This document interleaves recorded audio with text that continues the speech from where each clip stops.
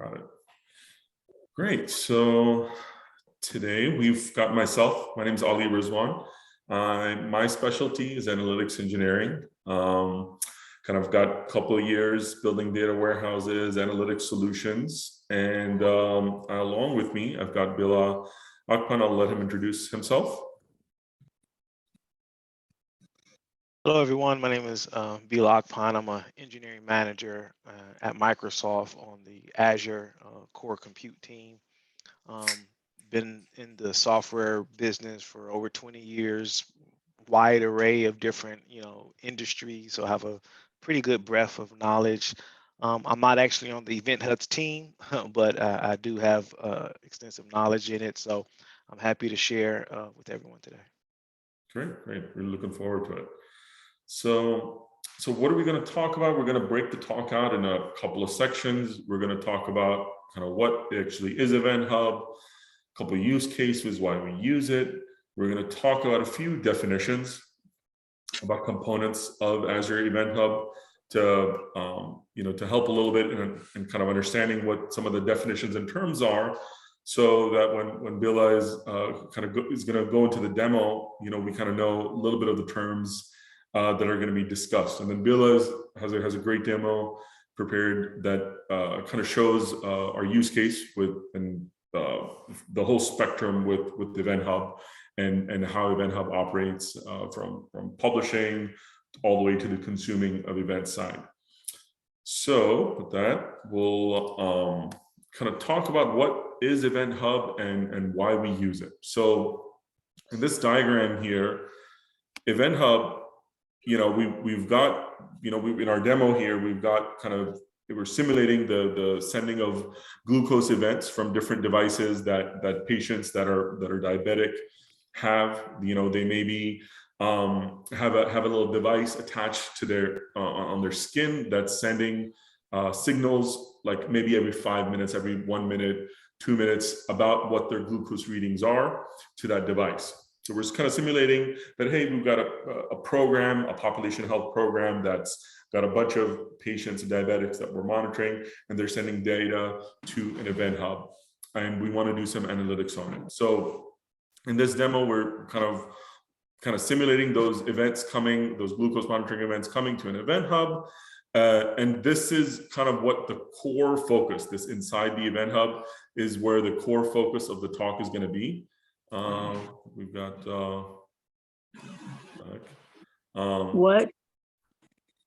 what was that? So we've got that was a little odd. So basically, we're going to talk about Azure Event Hub. The main kind of section here is the core of the talk is going to be about Azure Event Hub and how kind of we publish event to Azure Event Hubs and how we consume events from Azure Event Hub. And what Azure Event Hub is essentially is basically just a time-stamped event log, right? That's all that we're really capturing inside Azure Event Hub. And and the way Azure Event Hub works, it's a temporary event log where every event, when you create an Event Hub, you've got like a timestamp, and every Event Hub is defined in a way that it's going to expire in a certain set period of time. And compared to kind of traditional data warehousing applications, where typically the velocity of data is maybe like once a day that comes in, and your analysis window is really, you're looking at much larger kind of volumes of data to do analysis on. With Azure Event Hub, you've really got much shorter windows of time that you've got to do analysis. And the data velocity is a lot higher. So instead of doing analysis maybe like once a day, you've got data maybe that's coming in, throughout the day. In our particular use case, what we're going to walk through is, we're going to really talk about anomaly detection in a specific time window where events are coming from these devices. We're going to send those to the Event Hub. We're going to talk about different methodologies of publishing events. And then on the other side, we're going to talk about how to consume events. And in our specific demo, we're going to talk about consuming events through streaming analytics, which is what we're going to use to do, analysis on, if the events that are coming in, the glucose monitoring events that are coming in that are, above a certain a threshold, we want to send an alert out, right? So the scope of the demo really is going to be up to the streaming analytics and writing to Azure Blob Storage for if you want to do storage of events beyond the shorter time window that Azure Event Hub is capable to handle data. We're going to show the capability to kind of store data for a longer period of time. And from a use case perspective, if you want to do analysis on data after it kind of comes into your streaming analytics, where data kind of meets a certain threshold, maybe you want to typically, if you're doing analysis on something like glucose monitoring, the glucose monitoring device is only sending data about basically what the patient is, what the device is, and what their reading is. Beyond that, you don't have much more information. So for a complete use case, you're going to have other information that you're going to have to look up about the patient. Maybe they have comorbidities, and then based on that, you may then send a message to a doctor or a case manager that, hey, over the past 3 hours or 4 hours, we've got X amount of anomalies where the patient has gone over their glucose reading over a certain period, certain amount.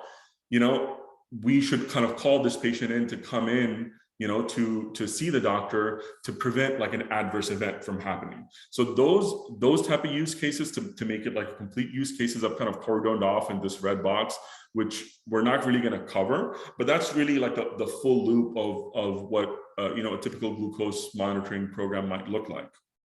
And so with that, we'll get into some specific definitions. For example, what is a namespace and event hub?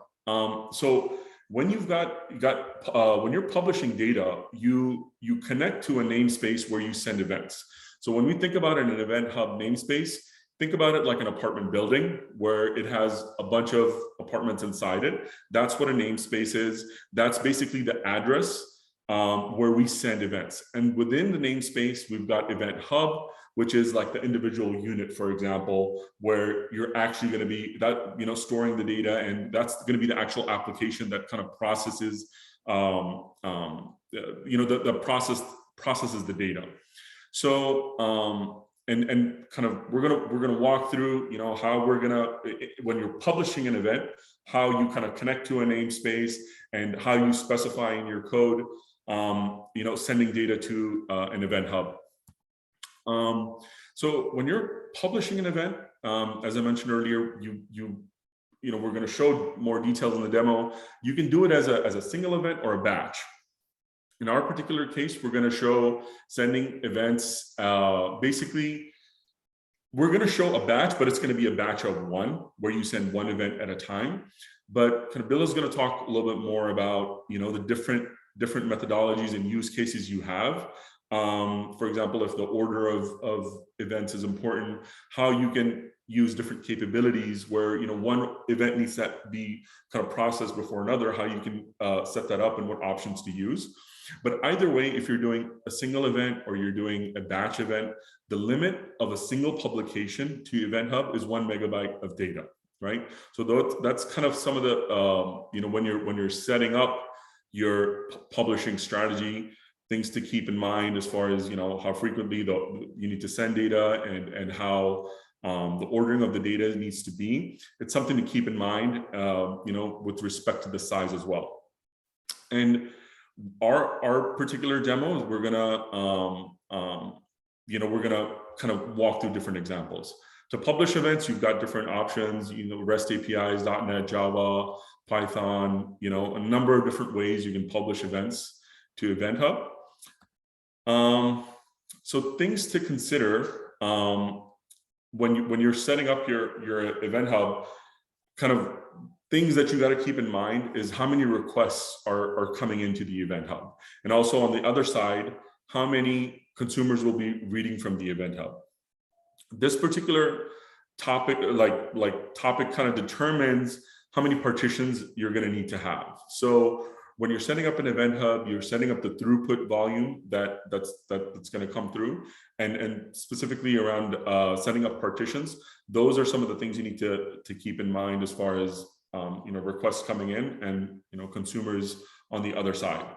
So what are partitions? So partitions, basically it's a commit log inside an Event Hub, and we don't really recommend when you create an Event Hub, you immediately create a partition. We're going to show creating partition and how partitions can be created, the different methodologies. But a partition really is an optimization, but you don't necessarily do it off the bat. It's probably good practice to, as you're doing Event Hub, when you're kind of tackling a use case with Event Hub, you probably want to look at the data within a single partition, get an idea about, as I mentioned on the previous slide, how many requests that are going to be coming in, how many consumers you're going to have, and then based on that, define a partitioning strategy, right? And that's probably a better practice, and Bill is going to talk about that a little bit more. So when we've got events that we need to store for a longer period of time, as I mentioned earlier, when Event Hub is not really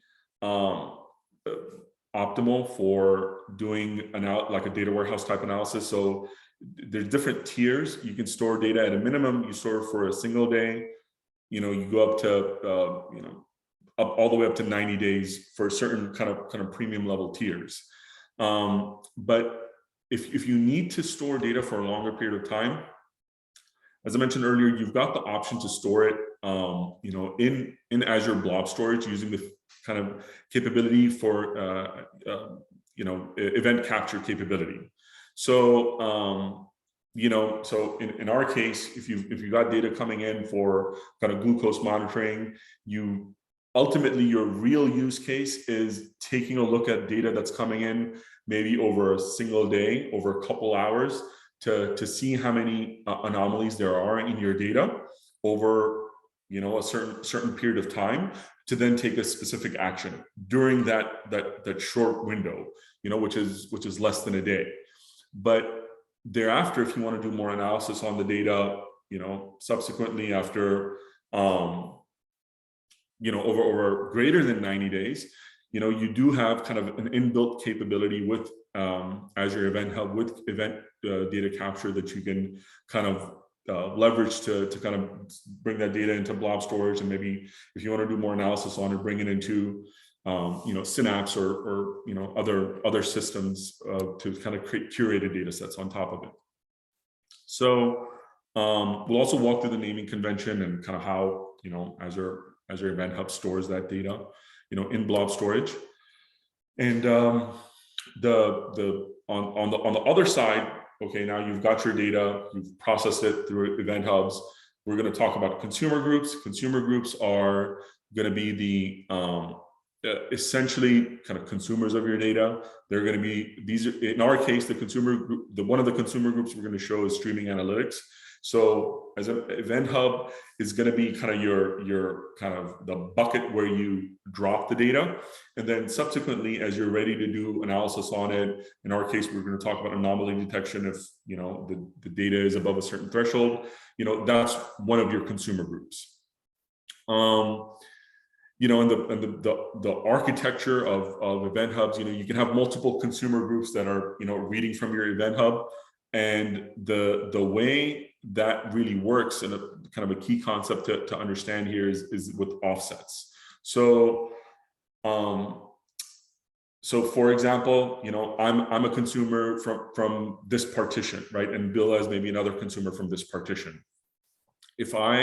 Let's say I'm reading from it as events are coming in, glucose events are coming in, I'm reading from this data. Each little white line is like one hit, one event. And let's say I'm running an event and I get to this offset. So an offset is basically like a marker of where the data is, where I am, and kind of a pointer to where I am in reading the data. Let's say, like my VM shuts off, my application on the consuming side shuts off. I can save that offset where I was last time, and then when my application's back up and I go back to that partition inside the Event Hub to read, I can start from that offset. Now, from that time, more data may have come in. As that more data comes in, I can, Billa's VM, may not have, it may not have shut off. So he's able to continue reading because he's got a different offset, and he's able to continue reading, the partition. So those are some of the key concepts that I think will help with kind of understanding the demo and understanding a little bit more about what we're going to discuss. With that, I will, hand it off to Billa. As I mentioned, we're going to kind of cover event publishing. We're going to walk through an application that's going to, kind of publish data to an event hub. We're going to see that flow, what that application looks like, what are the kind of components within that. We're going to show event capture. And then on the other side, we're going to show, consumer groups that are going to be there to kind of read that simulated data. So take it away. All right, thank you. Can you stop sharing so I can share my screen? Yep. And enable sharing.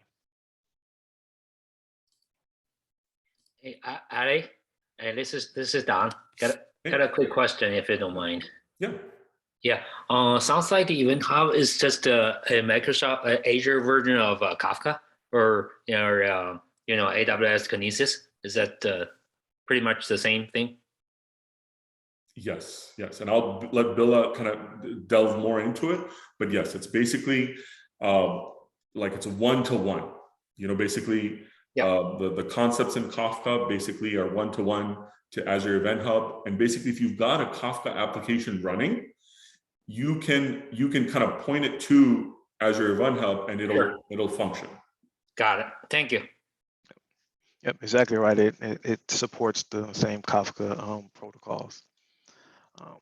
Okay, so I'll get started. Welcome again, everybody. And so what I'll be covering today, I'm going to be covering, publishing events. Once you publish an event, how to capture it so that you can put it along for maybe some cold storage, longer storage, or talk about buffering versus explicit batching. Publishing events with a specific partition key, right? Or publishing events to a specific partition. Also, how do you add custom metadata to your event so that you can enrich it for consumers? And then we're going to go into a streaming analytics kind of example. My demo is going to look at a lot of code. We're going to run some things, but there's really no UI to this. It's a lot of just console. So we're going to be looking at a lot of code and just walking through here. So first off, just to make sure everyone can see my screen, is that correct?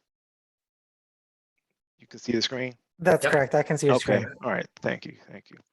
So just to start off, we're talking about publishing here, and I chose .NET as the language, but if you use Java, JavaScript, Go, the concepts are the same. The names of the clients are the same, and I think the code will resemble pretty much the same on here. But you only need a few things to actually start to connect to the Event Hub. That's a connection string that you can get straight from the Azure portal, and then you just need to know, from your namespace, what event are you trying to publish data to? Those are the two things that we need to actually connect and start sending information. So with that, this is what the code looks like for this first easy example, just to publish something. Right, we have our connection strings that we saw up above, along with the name. We just pass those two values to this to the client, this Event Hub producer client. We create a batch. No matter how many events are published, you always create this batch where you put your events in, and that's what's actually being submitted. But like Ali said, that batch can be a batch of one, right? So there's no real limit except for a size of 1 megabytes for the entire batch that's being submitted at that particular time. And then we're just going through a simple loop where in this loop, we're taking that batch that we created and we're adding an event to it, right? And you see, I'm just adding an event, and it's just a simple string where I'm just saying, getting this event and just the number of the iteration that I'm going through.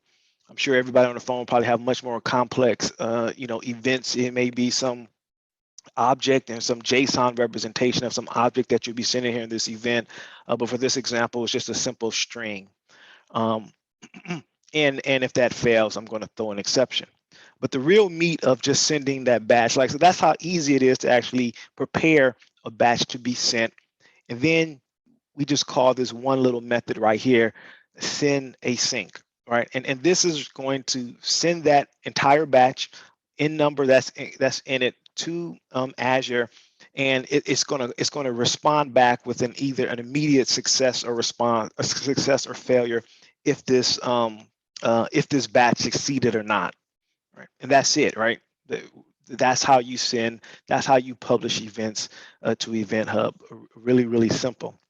Is there a limitation on the size of the message? Like, like 1 meg or the one meg for the total batch size. One meg for total batch size.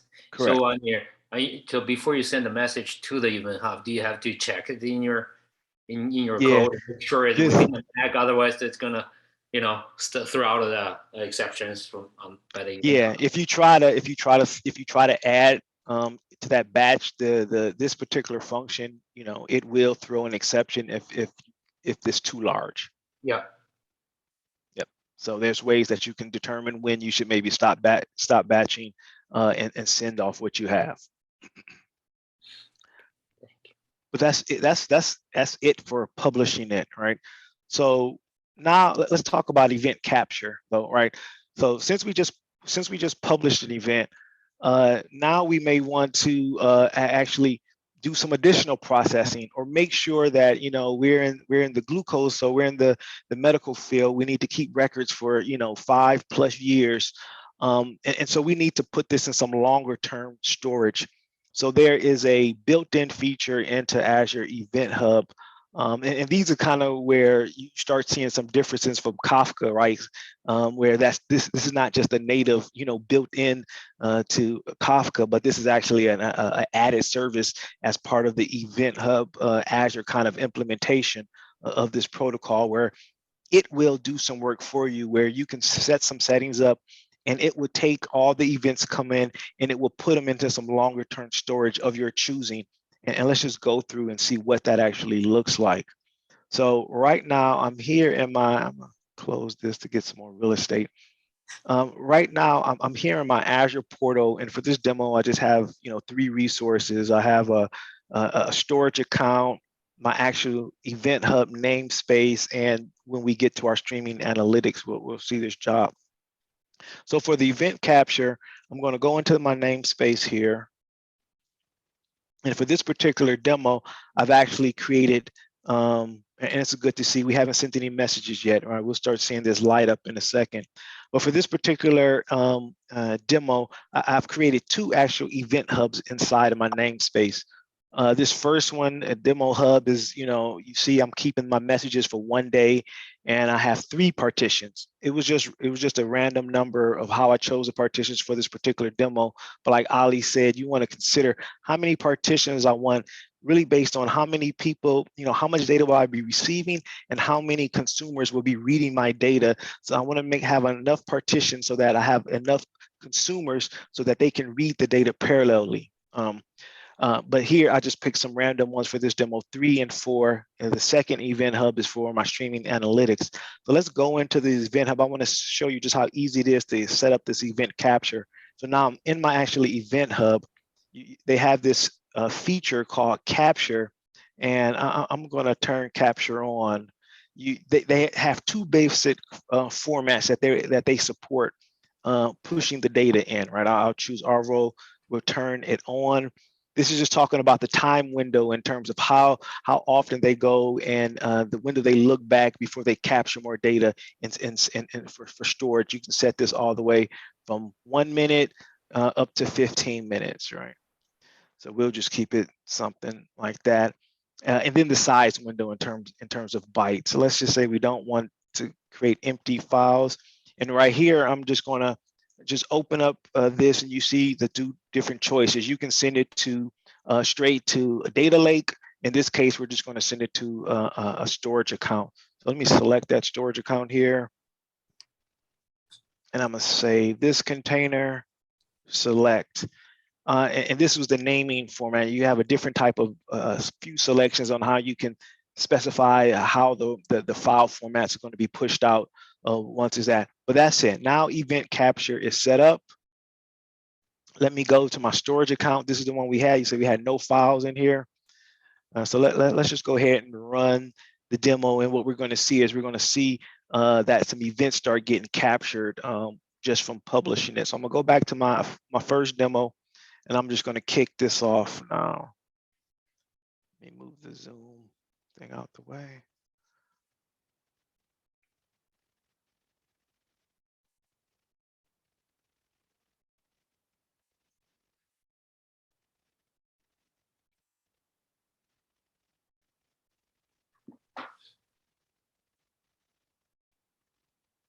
Let me speed this up a little bit. Right? Cancel. I don't.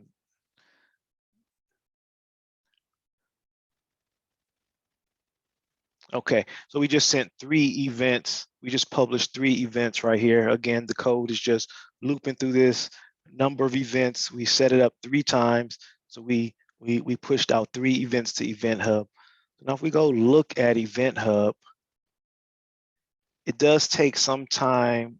Did I not save? What is it doing? Unsave edits. I click save. We'll just go. Hopefully, let me go back and make sure it saved it. It didn't save it.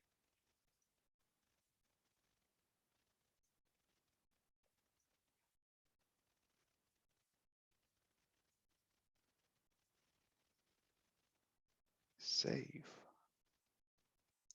Okay, errors. Conflict with other operation. Pending updates.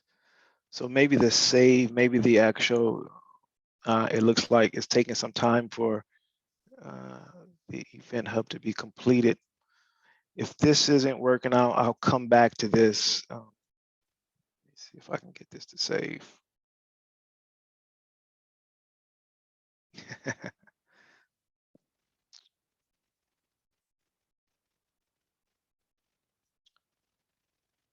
One more time, and if not, I'll just skip and come back to this at the end.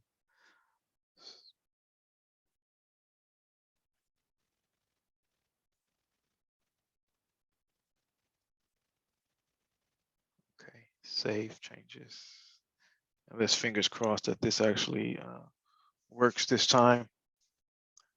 So while this is actually processing, I'll just skip to the next slide, and we'll come back to this, and hopefully this saves successfully here.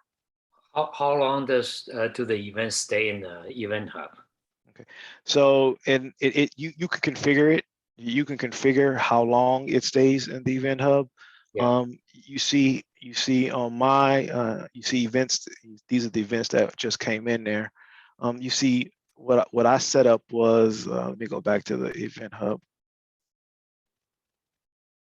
You see, I set up my retention for 1 day. 1 day. Right. So tomorrow all of these would be deleted, but you can control this up to 7 days with the standard up to the standard version. The premium, I believe, lets you ask for 90 days, but that's pretty much the limit. You have multiple partitions in the Event Hub on your own Event Hub. How do you prevent the hub partitions? Do you have to do some sort of a distributive when you send the message to the Event Hub? Yeah, so I'll go over that a little bit, but essentially, you don't have to control the partitions. You can just send events, and Azure's algorithm will evenly distribute it. But you do have some control if you want to kind of maybe have some finer grain control over that. You do have that ability, and I'll give you an example of that. So the Event Hub knows the sequence of the events. Excuse me? does the Event Hub know the sequence of the event? Okay, so yep, I think you're getting right. You're getting right. Some good questions right into that. So let's kind of go into that while we're waiting for the event capture. I'm sorry, but Azure is failing me right now. And what you were just speaking about in terms of the ordering of things. Yeah. So what I sent you was the first example that we went through was the most basic of publishing. You're just publishing something, right?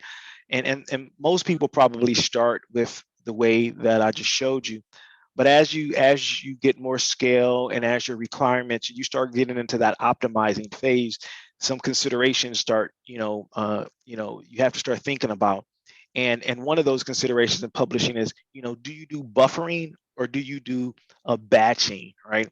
And the main consideration for choosing between a buffered or non-buffered is determinism, right? It's that ordering of batches, those ordering of events, and the importance to your business logic. There may be some scenarios where your business logic must process events in the order in which they were produced, right? Maybe a bank transaction or whatever. It may be other use cases, but in that case where the determinism and the ordering must explicitly be ordered, then you need to make a choice and choose to actually, when you write your code, to use the Event Hub producer client. This specific client, it gives you that control over the ordering of publishing. And if it fails, you're able to take action at that particular time to do any type of internal logic, to reprocess, to do whatever you may do before you actually send those batches and process others. If you have an application where the ordering doesn't necessarily have to be in the order in which they were produced, for instance, logging, you're just sending telemetry.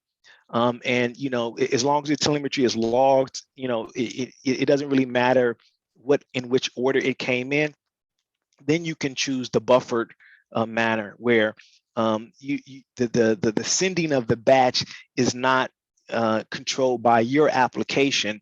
Is really controlled by the Azure SDK, which determines, based on some criteria, the length of how many batches are waiting, and maybe the time that they spent in waiting before it sends the batch off to the client, right?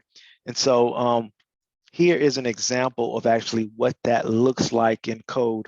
So if you remember in code, we this first example, the demo one, we produced this producer client, right?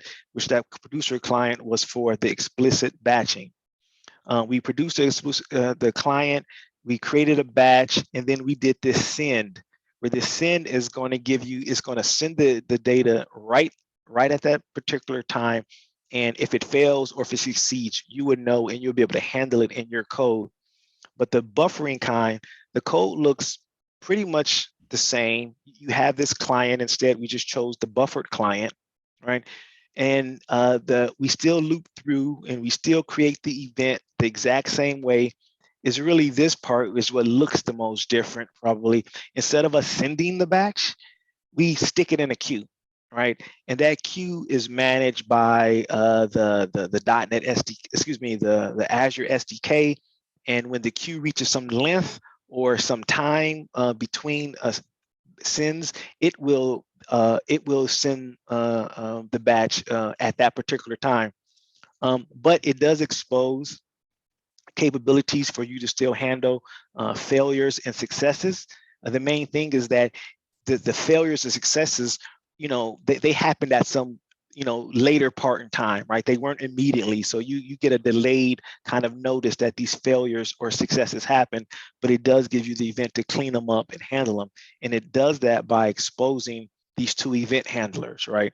The first one is, send event batch failed, right? When the batch fails, any type of function that any type of event that you register for this will then be notified with all the information about the batch that failed. So you're able to do any cleanup or any reconciliation that you may need to do, along with successes. If it was successful, you'll get that notification about that batch that succeeded, so you can maybe mark it completed in your system, right? So we'll just do that. It's not going to be that exciting to run it, but I'm just going to push some up there again with the using this method for the demo. I'll stop that, restart it with the second demo.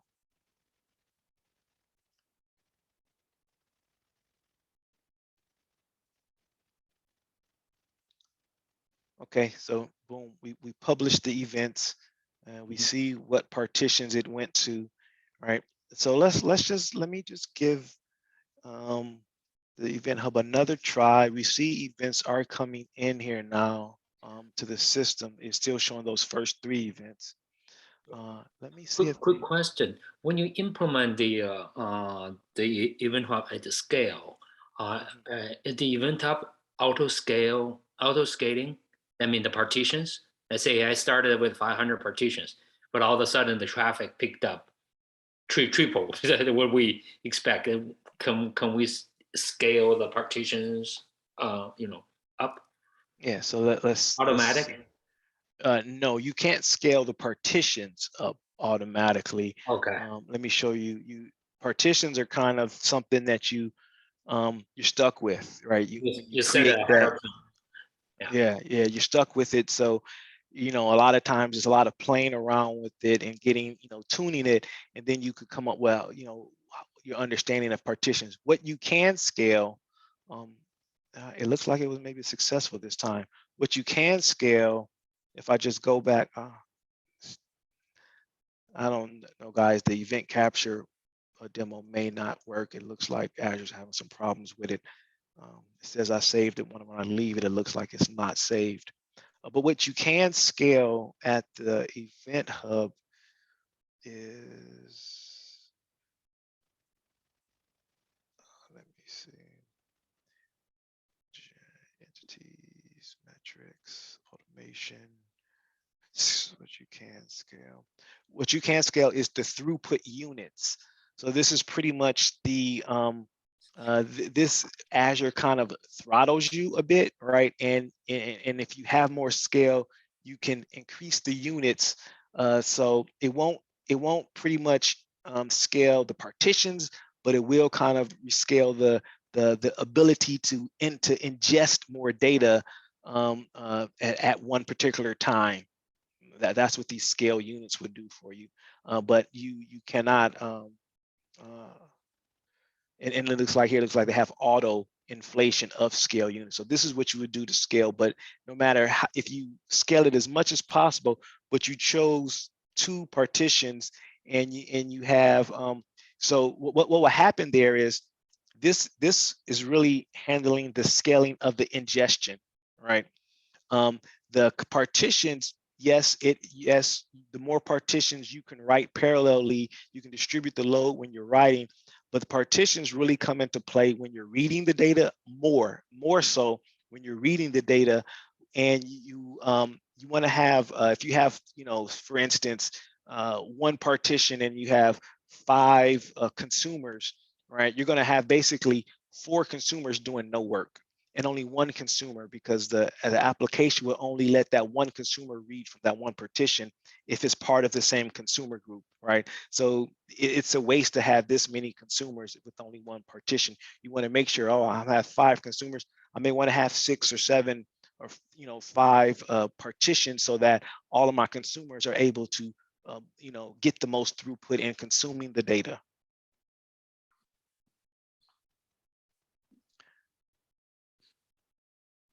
So going to, I hope that answered your question. I will leave some more room for at the end. But so I'm hopping to the next one. So so those are the things to consider.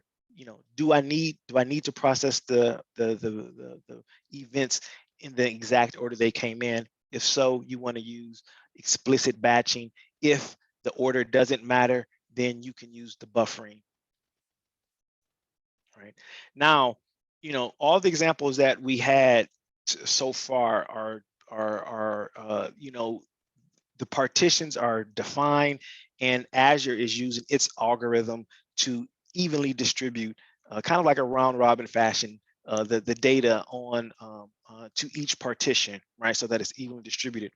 But you may have a use case, and I would advise that you wouldn't start out specifying a partition key, but you may grow into a use case that really, requires a partition key. You want, maybe all of the West Coast customers grouped together on a certain set of partitions, right?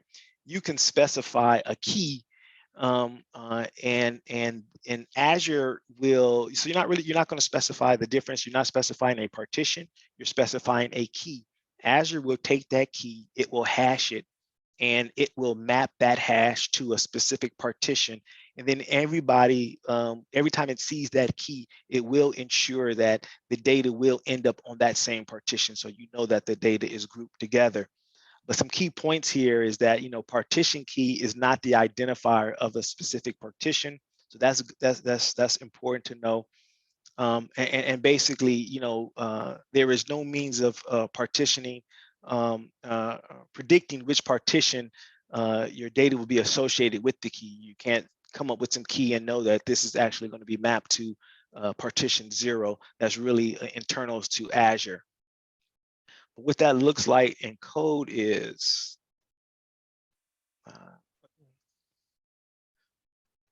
what that looks like in code is just simply just this, right? It's simply just creating, everything's the same, just creating an options object where you specify a key, right? And the key is just a string, right? So in any string will work, right? Any string will work, any string will be hashed, and anytime it sees that hash, it will map it to a certain partition. But realistically, if you do decide to go this route, your partition key may be some type of combination of, company ID and customer ID, or some type of data within your event that you would use to group it all together, right? So if that is your use case, you simply can just, specify an actual key value right here, and going forward, every time Azure sees a hash that equals that, that data will end up in the same partition. And I'll just run this for giggles. Move this.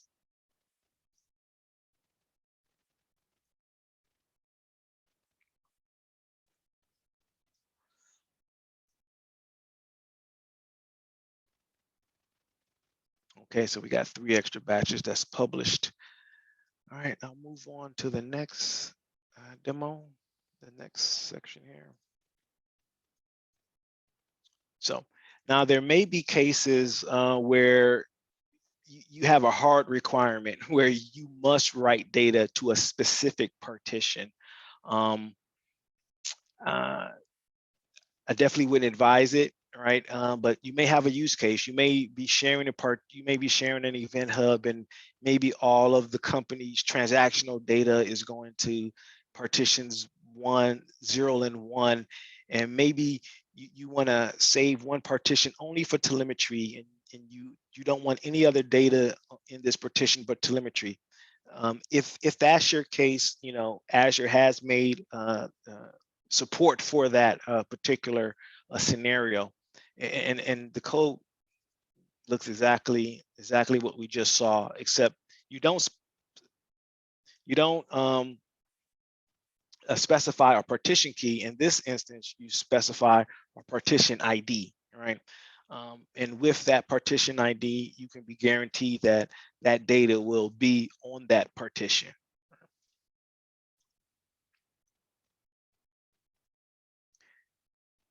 Next, we'll go into custom events, right? So there may be times where you have an event, and maybe lots of different events are being published to an event hub, or maybe say maybe a better scenario is you have a schema, right? And this schema over time has evolved, it's changed, right?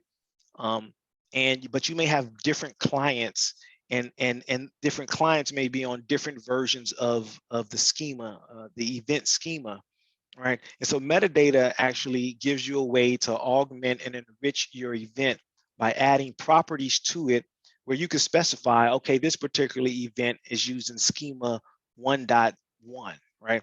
And so then as the consumer, I'm able to read this, I'm able to read the metadata about the event, and I can see as 1.1. So then I know I should process it in this manner, or I should hand it over to this other process because the metadata says this is the handler for this type of event, right? In this case, the code looks like this. Let's see.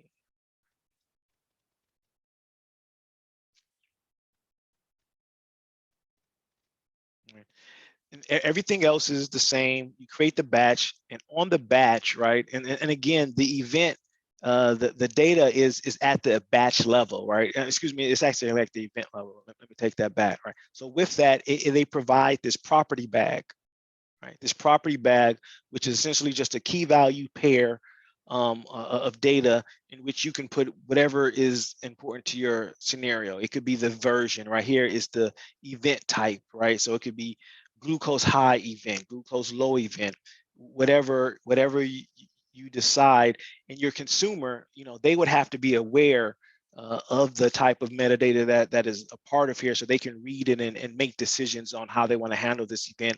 And the good thing about this is that they don't actually have to open up the event to learn more about it, right? They can just read a couple of properties off of it to know how to handle this event.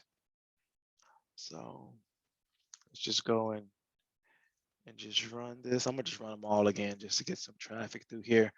And while I'm doing that, I'm gonna give it one more chance to see if Azure might have resolved any issues that it's having, and try to save my event capture settings. If not, I'll just move on. I think it saved them earlier. I thought it saved them. No, yeah, it failed. It failed each time. So let's see. So I go to Event Hub.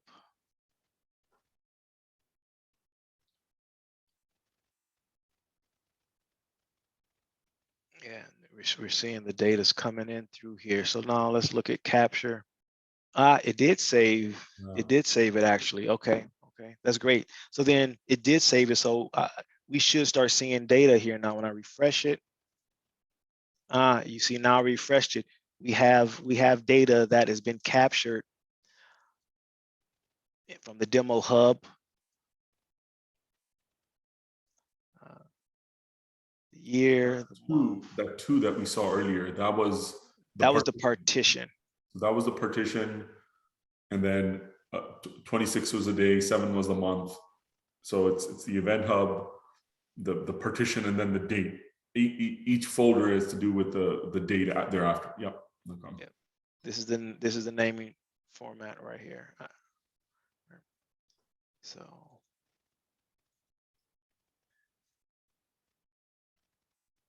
and here is the data that was captured just 2 minutes ago.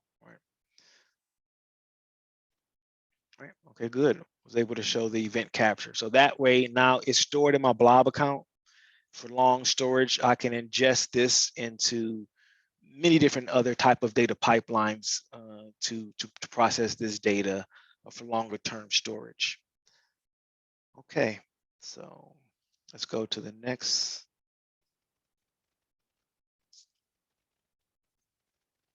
Okay, now let's talk about streaming analytics. So we talked a lot about publishing. We published data, talked about batching versus buffering, setting a partition key or a specific partition itself, right? So now we're all masters at how do we push data to that, but and even capturing data for longer term. But maybe if I want to do some real-time analytics on the data that's coming in, and I want to maybe set alerts with that. Streaming analytics, Azure provides a good service called Streaming Analytics that does it for you. All right. What it's really doing behind the scenes is really just creating, a consumer a consumer, and is taking that consumer, it's reading the data that's coming in, and it's allowing you to extend it by writing some custom kind of logic on top of the consumer that Azure is providing for you to kind of handle, you know, what happens if certain criteria is met. So it's very powerful to get up and running real quick, to make real-time kind of like analytics of your data without you having to write the application that does all what it's doing. Right. So let's go in. The first step I want to do is Ali was graceful enough to get started on a quick example that's going to push lots of data into analytics. You see, we're gonna push data from this file right here. I'm going to just show you the file. It's about a 700 megabyte file, and it has glucose information in here. Let me see if I can get this out the way. I'm trying to move the zoom. There we go. It has glucose information right here, right? So this is what it looks like. This is the data that we're actually going to push up there. So let's look at the code and see what it's doing. It's pretty simple. We're just creating a client. In this case, we're creating that explicit batch client. We're going to read the file, and basically for each line of the file, we're going to basically parse that line out, and we're going to stick this in some object that we created, right? Some regular POCO type of object, and we're going to stick the values in there, and then we're just going to serialize that object to a JSON string, and that JSON string is what we're actually going to send off into our event when we send it off to Azure. So let me just get this going, and it's just going to start pumping lots and lots of data up there.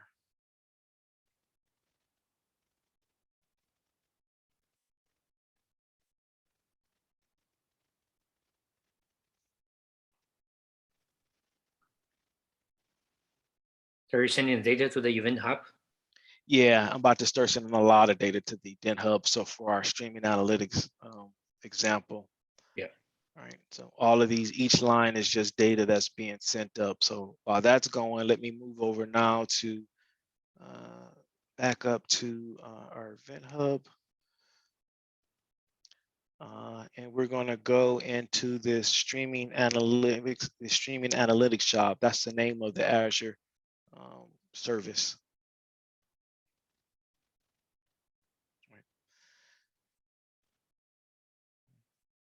I'm gonna just well, I won't start it. So, you know, just basic information about what it is. The real things that we're interested in this is the inputs, right? So you can define a streaming analytics job, and I'm saying the input for this job is that Event Hub that we just saw. So this is the event hub I'm pushing to.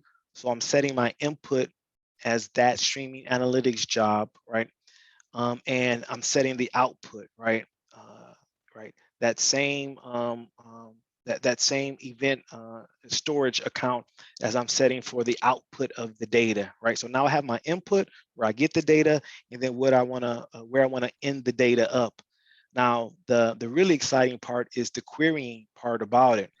This right here gives me the ability to write as complex query as you can think of in like a SQL language, right? This is not actually SQL. It's a subset, right? But it's very close to SQL. And so you can imagine the types of joins. You can do joins on here from other events. You can consume multiple data sources. You can make joins on those different data sources, add additional inputs, add additional outputs here. You can set all types of where clauses and everything, right? For our use case, I want to say, you know, for all of the glucose data where the value is greater than 100, I want to mark those. I want to mark those, right? And I want to push those to my data because I want to do some extra special processing, maybe send alerts or whatever it may be, right? Only the ones I'm interested in are the ones greater than 100, right?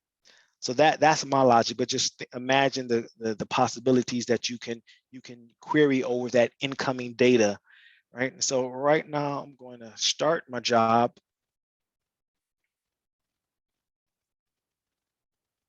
Can you do some sort of a data transformation in that SQL block? Yes, you can do it. You can do a data transformation. You have this function section where you can add all types of different functions. So you can create your own, user-defined functions in JavaScript to do all that different data transformation. You can create your own here, and then you can also pipe the data through, different Azure, ML services also. So yes, you can transform the data. They provide a lot of different functions for you. So let me check on the status of this. Sometimes it can take a few seconds for the job to start. And while that's starting, let me just monitor the storage account to see new data is going to start flowing through in here. Here we go, refresh. It hasn't started just yet. Yeah. So I'll open to any questions while we're waiting. Okay, it started. So we should start seeing some. Something coming through here. There we go. We see these hits from the data that we're sending. We're still sending data, so it's still just going to constantly start evaluating that. So let me just open up one of them.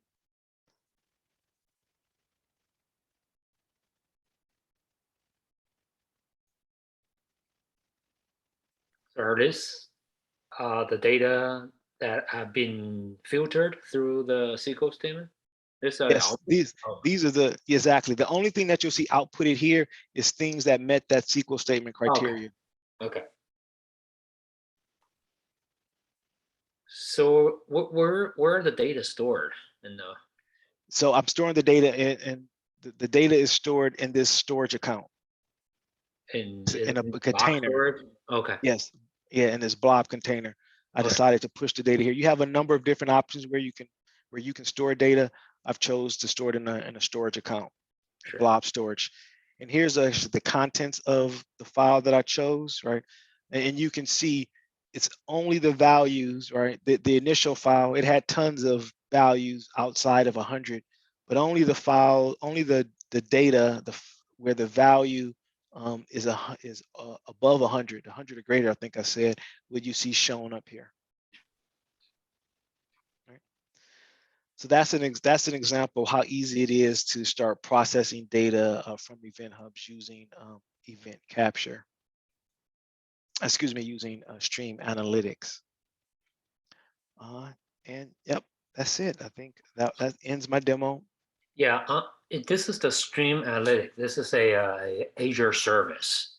So correct. Is there another service in Azure that can process the streaming data, kind of like, just doing pretty in-depth data transformation that might not be able to do in the streaming service? Well, let me go back. In the streaming service, you have these functions. Yeah, what I'm trying to understand is, in AWS, you have the so-called streaming glue ETL, which is a ETL, glue ETL, which is data transformation. And it can take the streaming data, like the data, like when data comes in, it takes it and processes and go and send it to whatever destination you want to. I wonder if there's an equivalent service on Azure side. I'm not familiar with that service, but to accomplish the same things, to be able to use streaming analytics would be the feature. So there's tons of things you can hook up a Hadoop cluster to receive streaming analytics and process it through Spark or Hadoop clusters and do all types of things with it. There's tons of, because it supports the Kafka protocol. Anything that can stream in Kafka data can also stream in Event Hub data. So you have all of those kind of normal services that process streaming data that you can apply to it. But I would say the native Azure service that they provide, is streaming analytics to perform that. And you can output this to, you can do some transformations here, and you can then output a subset of data. That's how I see a lot of people do it. They have much richer needs, but maybe they don't want their Spark clusters to ingest all the data from their Event Hub. So they'll have an analytics job that will basically, push data to different places, right, from the Event Hub, and then the Spark will maybe pick it up for some other type of processing. But I hope that answers your questions. But you can do lots of transformations within streaming analytics where you can write your own. With your own JavaScript. You can send it through different ML to get some ML augmentation or reference inferences that is created, right? Or if you have more advanced needs than just this and what you can maybe accomplish from the query, then I think then you would probably be looking at some type of streaming analytics where you're streaming the data directly into your Spark cluster and not using streaming analytics as a middleman. Yeah.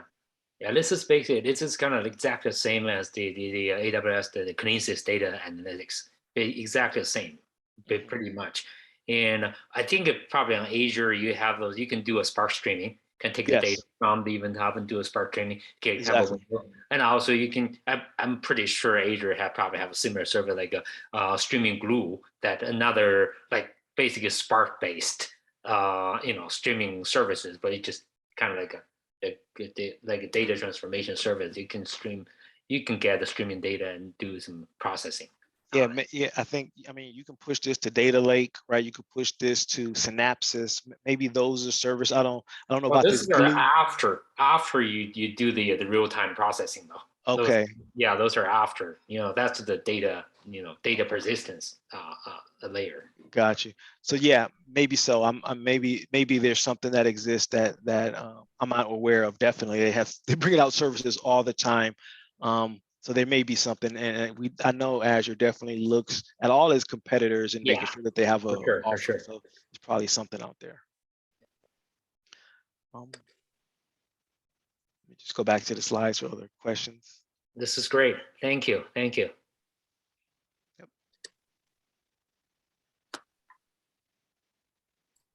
Ali, I'll hand it back over. Questions from anybody?